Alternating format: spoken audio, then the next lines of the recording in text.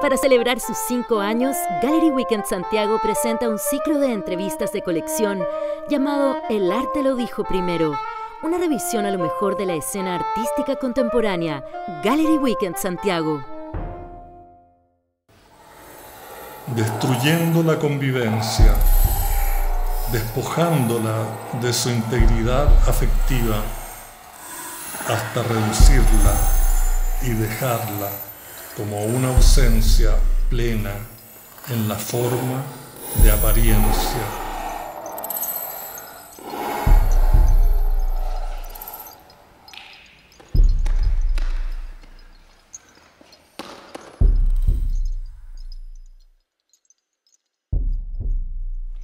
Desde Gallery Weekend Santiago les damos la bienvenida a este ciclo de conversaciones El arte lo dijo primero.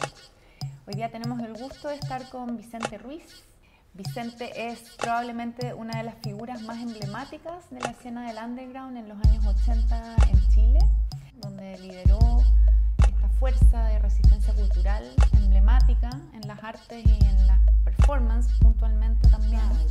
Figura icónica en lo que son las artes interdisciplinarias, puesto que ha trabajado desde el teatro, la danza, la coreografía, el video, las artes visuales, la academia, es profesor también de danza y de teatro y al mismo tiempo ha sido también un estudioso de las ciencias sociales.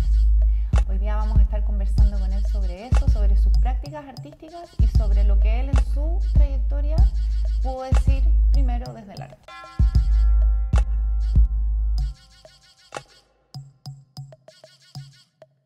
Bueno, Vicente, nosotros muchas veces hemos conversado sobre tu camino, tu trayectoria, donde siempre había una visión y un estar al servicio de la experimentación y esta vocación, esa suerte de estar siempre probando, explorando. Pero creo que también es interesante entender de dónde nace esa pulsión de la exploración y quería preguntarte un poco, partir por tu biografía, tu contexto también. ¿Cómo conectas con este camino de las artes y de la creación? Bueno, el arte como que entró en mi vida de una manera así formalmente estando yo muy grande, ¿no? Porque en mi familia no habían artistas, nunca conocí a un artista, ¿no? Entonces, lo que no significa que no supiera el arte, porque tenía mucho acopio de literatura de parte de mi familia, ¿entiendes? Pero así como escénico, era como que no conocía a nadie, solo un bailarín de flamenco de mi pueblo, ¿no? ¿Entiendes? Entonces,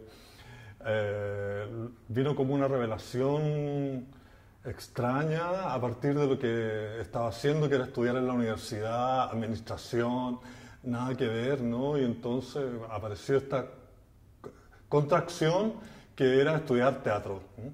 Y entré a la Universidad de Chile y ahí conocí, y lo había conocido un poco antes, entramos en una gran relación al que sería mi primer mentor, que era Óscar Estuardo, que era un dramaturgo experimental y que me presentó a Antonín Artaud, el poeta, que fue la persona que volcó toda mi visión del arte contemporáneo, ¿no? Con la idea de que la vida no está separada de la obra, ¿ya? Y entonces al final tú no haces obra, sino que la suma de las obras, la vida es tu obra, ¿entiendes? Entonces eso es como lo que pasó con eso y eso revolucionó en mí y me llevó como a otros aspectos, como que el actor no representa, hace, la razón de existir no ha sido encontrada, hartas cosas que la verdad yo lo traducía en forma espontánea, escénica o visual, tanto que yo me fui de la universidad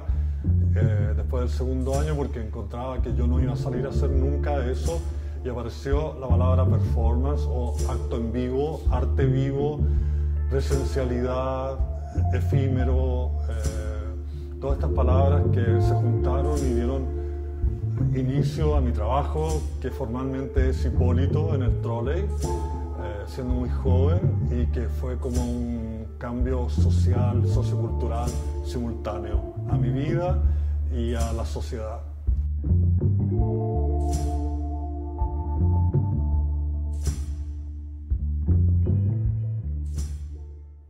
Y ahí empiezas a conectar entonces con el cuerpo como soporte, como se puede entender de lo performático y bueno, desde quizás el campo más de las artes visuales, porque está el cruce entre lo escénico y lo visual. Tú eres una bisagra entre las dos prácticas, ¿no? Claro. ¿Cómo aparte del contexto social en ti como artista, cómo se va dando ese proceso? Sí, mira, hay algo increíble que justo va a pasar en estos días que tengo que grabar en una playa una película, ¿no? Bailar en una playa, entonces me acordé de cuando yo desde niño bailaba en la playa para todo el mundo, bailaba ahí solo delante de todo el mundo en la playa y todo el mundo me miraba y yo me tiraba al agua, saltaba, me daba vueltas, y eso hasta joven, hasta bien grande ya, ¿no? Ya de la enseñanza media quizás, así ya. Y entonces hay algo que está en la danza, ¿no? Y que tiene que ver conmigo, que en la danza no tienes más que tu cuerpo y tu técnica. Y entonces yo no sabía que estaba en la danza ahora de viejo, pero en ese minuto como que lo vivía, ¿no? Y entonces esta presencia en el momento, que no tienes más que tu cuerpo, es realmente la base de todo. Entonces era como una precariedad histórica fuerte, el año 80, 81, 82, 83, 84, 85, 86, 87, 87 ya cambió todo, ¿no? Entonces una precariedad en la que solo tenía yo mi cuerpo y mis palabras y mi danza, y al final eso fue como lo que se hizo la ley de mi vida, o sea, como en el fondo, si estuviera cesante, absolutamente sin trabajo, solo me queda una cosa, bailar, porque es lo único que no necesita de nada, ¿entiendes? Solo a mí mismo. Entonces eso me llevó como en este espacio histórico a pensar que solo teníamos el cuerpo y eso es lo que teníamos que hacer presente, luego de una desaparición histórica, política, no solo de la cultura, sino de los cuerpos, que habían ocurrido en el periodo anterior y sigue ocurriendo, pero no con la misma fuerza que en los años 75 al 80, ¿no? En que desapareció mucha gente. ¿Y cómo es tu visión respecto a lo político en el arte en ese sentido? O, bueno, arte y política, y cuando el contexto de alguna manera igual termina siendo un conductor de las narrativas de las obras, ¿no? Claro, yo creo que el arte puede contener lo político, pero el arte en sí mismo no es un acto político, porque es un acto subjetivo, desinteresado. Si tú estás solo, por ejemplo, y nadie más te va a seguir y quiere escribir tus poemas, como Emily Dickinson, encerrada en una pieza, o Gabriela Mistral cuando joven también, que estaba metida en unos cerros así, escribiendo poemas, sin haber visto el mundo, ahí no es político, no, es personal. Y esa perseverancia creo que a veces toman los elementos de la sociedad, la mayoría de las veces los toma, ¿ya? Las transformaciones, pero el arte no está obligado a la sociedad, es libre, ¿ya? O sea, no, aunque nadie haga esto, yo lo voy a hacer. Y eso fue mi actitud. ¿Y cómo describirías tus prácticas artísticas de esos tiempos, o en general? Quizás no es tanto por época. Sí, mira, son formales, ¿verdad? Son completamente formales, corporales, efímeras, poéticas, guardan un secreto, y el secreto es analítico, crítico. Por ejemplo, Medea, que es una de las performances, ¿no? Del año 85, y entonces Medea, el hombre de la tragedia griega, tiene que elegir entre dos mujeres, una que es la mujer con la que anda, que es una poeta, loca, bruja, maga, guapísima, que es María Callas, ¿no? En la película, ¿no? De Pasolini, ¿no? Y entonces aparece la rubia hija del rey, y entonces él tiene que elegir entre la hija del rey, que es su camino político y de poder, o esta mujer que es la maga, la poeta, pero son puros problemas, ¿no? Pero es la vida, ¿no? Y entonces él elige su camino político y se casa con esta mujer y abandona a la otra, y la otra mata a los hijos y toda una historia. Entonces era lo mismo que estaba ocurriendo en el año 85 en Chile, que se estaba eligiendo entre una sociedad neoliberal de poder, de pasar al poder, o de seguir lo que el arte estaba dando en ese minuto como pregunta, ¿no? Y la sociedad toma la industria. Entonces el arte pasó de la artesanía a la industria. Entonces los músicos se volvieron músicos de sello, de CD, de videoclip, de película, de donde graban ellos, de estudios de grabación, etcétera, del comercio, de los comerciales. Lo mismo pasó con la música, con los cineastas, con los poetas, redactores de ideas, con los artistas visuales, entraron en la publicidad y ahí se fueron, y ahí estaba la droga, y ahí desapareció mucha gente del arte, y la sociedad perdió también a todos esos artistas. Y que entonces se vuelve una sociedad infantilizada, propensa, obediente al consumo, ya nada más, o sea, a la deuda. Y entonces se cumple la sociedad capitalista como tiene que ser. Vicente, y siguiendo en la línea como de esos años, aunque avanzamos un poco, quiero llegar al tema de tu vínculo con el pueblo mapuche, con todo el legado y la sabiduría ancestral que hay ahí, porque tú tuviste varias formas de trabajo con ellos. Vamos a llegar a la obra del 92 en el Bellas Artes, pero antes, ¿cómo se da ese vínculo tuyo? Y a propósito de El arte lo dijo primero, es que está también esta pregunta, como ¿en qué momento empiezas a trabajar con los mapuches? Sí, mira, fue un descubrimiento, así como el arte entró en mi vida tardíamente, la danza misma, porque empecé a estudiar danza después de 20 años, después de los 20 años, no formalmente. Y yo iba generalmente a San Pedro de Atacama cuando no era turista, ¿no? Era como un pueblo perdido, como un descubrimiento, nadie lo conocía. Y yo era muy joven y me iba a pasar los inviernos allá al desierto, porque estaba vacío, no había nadie, y entonces era posible que alguien te arrendara su casita, una pieza, algo sin baño, no sé, cualquier cosa, y yo me pasaba ahí en el Pozo 3, que se llama, todo el invierno, que tomaba el sol, no sé, ¿no? Te ibas como unos retiros, de alguna Eran forma. unos retiros, pero hacía cosas. Por ejemplo, en un periodo tuve una beca alemana y entonces fotografié todas las momias de los museos. Me metí a las bodegas y las fotografié todas, las tomaba y les tomaba fotos, cosas así. O leí todo el asunto hidrológico del desierto en la biblioteca del museo. Y empecé, un día me quedé dormido ahí en el desierto, botado al lado de un pucara, que se llama, ¿no? Un pucará. Y entonces, había como un arbolito, un espino. Y entonces me quedé dormido ahí, cansado, porque caminaba mucho y corría también. En el desierto, salía a correr por el desierto. Y entonces desperté y tuve una imagen, dije, las lenguas indígenas se van a acabar. Si no las hablan, se van a acabar.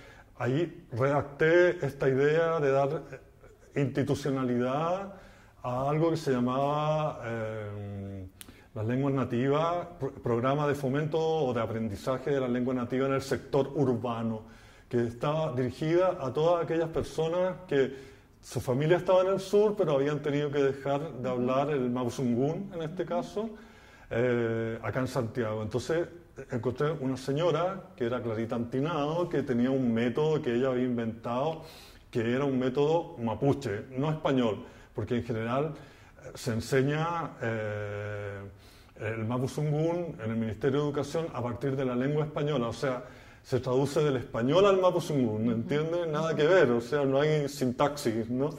Y entonces está el vocabulario, pero no está la sintaxis. Entonces, y hay una hegemonía del canon ahí también, ¿no? Claro, además, ¿no? O sea, el tema colonial y el tema original, ¿no? ¿Ya? ¿Entiendes? Entonces... Tu programa buscaba ir al origen. Exacto. Y entonces encontré a las personas que lo enseñaban y empezaron a enseñarle, y duró 10 años en que a la gente aprendía muy rápidamente, no tenía el vocabulario, pero tenía la sintaxis y tenía la pronunciación.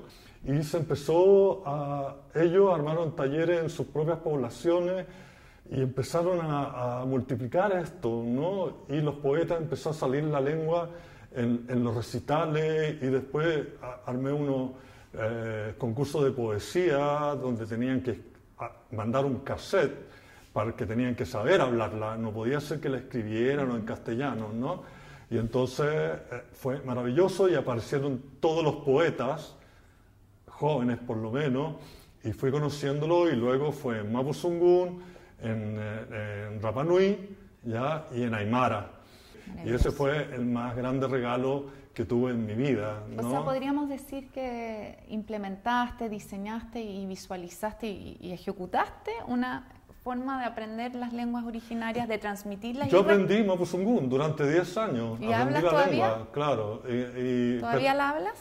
No, no la hablo, no tengo con quién hablar Bueno. ahora, pero la manejo, puedo escucharla, ¿no? Ya, Puedo perfecto. escucharla y entender lo que está pasando, leer un poema, todo, pero yo tengo mucha facilidad para los idiomas también, entonces sé varios idiomas, pero después se me olvidan, pero después los recupero. Me es muy fácil aprender idiomas, ¿no? Vicente, entonces en este proceso que nos acabas de relatar, ocurre el hecho el año 92 de esta performance en el Museo de Bellas Artes, donde hay una comunidad mapuche, donde Sí. están las mujeres protestando contra el Alto Biobío, por el tema del agua. O sea, realmente temas que hoy día son totalmente visibles y que están muy vigentes. Tú ya estabas en el 92 totalmente conectado con eso. ¿Cómo pasa lo del Bellas Artes? Bueno, así como el año 85 estaba reflexionando sobre este paso al neoliberalismo y a una sociedad como la vemos hoy día, digamos, esta reflexión también me llevó a como abrir espacio donde hubiera, ¿no? Entonces, en el museo, si yo estaba invitado, tenía que llegar con lo que estuviera a mi alrededor, ¿no? Y en ese sentido había conocido una comunidad de Peñalolén y de Quinquén, del Alto Biobío, entonces yo tenía que hacer mi performance, que era a la vez un desfile de moda, de ropas que yo hacía, que eran ropas de escultura, pieza única, y yo los invité a ellos a darle sentido a esto, porque ya, o sea, la Patricia en una cruz, los modelos, yo mismo, con ellos, tocando y con los carteles, con los niños, con adultos, las ñañas, ¿entiendes? Como las señoras adultas, y tocando. Entonces, eso fue para mí un momento, un hito de mi vida en que se juntó la performance, los pueblos originarios, la plástica, ¿no? En una sola performance, ¿ya?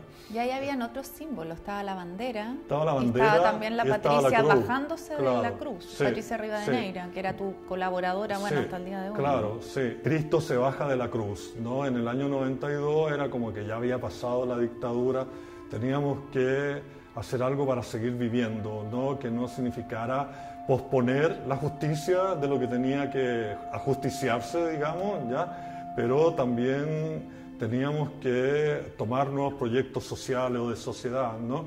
Entonces, el bajarse de la cruz significaba dejar el dolor, nuestros dolores, como divorciarse del dolor, separarse del dolor, amplificarse hacia otro aspecto. Y ese cambio para mí fue muy, muy largo, se demoró muchos años, como 20 o 30 años. Vicente, en línea con todo el trabajo de vínculo profundo que tuviste y tienes con el pueblo mapuche y todo el tema del lenguaje, el rescate que has hecho, ¿cómo es para ti hoy día, en el 2021, ver a Elisa Loncón como presidenta de la Convención Constituyente y que además esté hablando en Mapudungun en las reuniones, en las redes sociales, etcétera? ¿Qué te pasa con eso? Sí, qué buena pregunta, porque tiene muchos aspectos importantes para mí.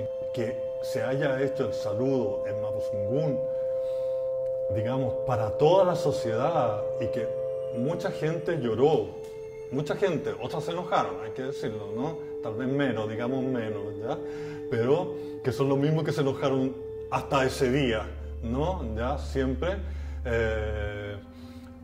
Yo leía así, pero listas de gente en Facebook que estoy llorando, me voy a poner a llorar, hombres, mujeres, gente que yo conocía, y era muy impresionante. Y entonces yo decía, desde ese minuto que tuve esa imagen, yo de mi vida, no de la vida de la sociedad, obviamente que la sociedad se manda sola, yo no la dirijo, pero ver que se iba a extinguir una lengua y de repente aparece una política diciendo en la lengua, sabiéndola, porque ella también es reaprendida. Ella es lingüista, además. Sí, y además ella la reaprendió, Sí. pero ella es su lengua, así que no la reaprendió. La reflotó. La recreó, no Claro. sé, ¿ya? ¿Entiendes? Entonces,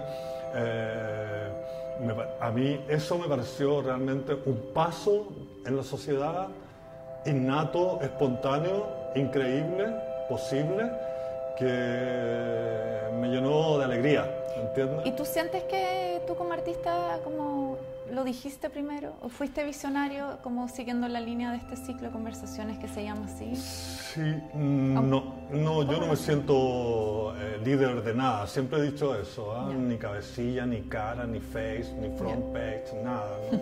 Entonces, Ni visionario tampoco, no, entonces. para nada, te lo juro. ¿O vanguardista? No lo digo humildemente, porque en realidad tampoco le encuentro, digamos, nada. Entonces es una eclosión como eclatante, como un estallido de la sociedad, de la que uno es parte, pero uno lo amplifica porque uno tiene el rol social de estar ahí en la escena, visible para todo el mundo, ¿no? Le tocó en esta vida ser visible, aunque uno huya, escape.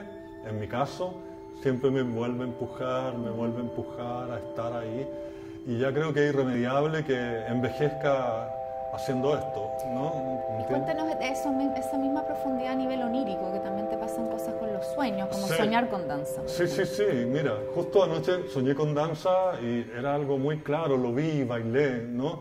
Y como te decía, o sea, esta vuelta de mi vida que duró como 30 años, ¿no? Desde el momento en que empezó la crisis de ver que la sociedad cambió en los 90, digamos, en los 30 pesos, 30 años, 30 pesos, ¿no? ¿Entiendes?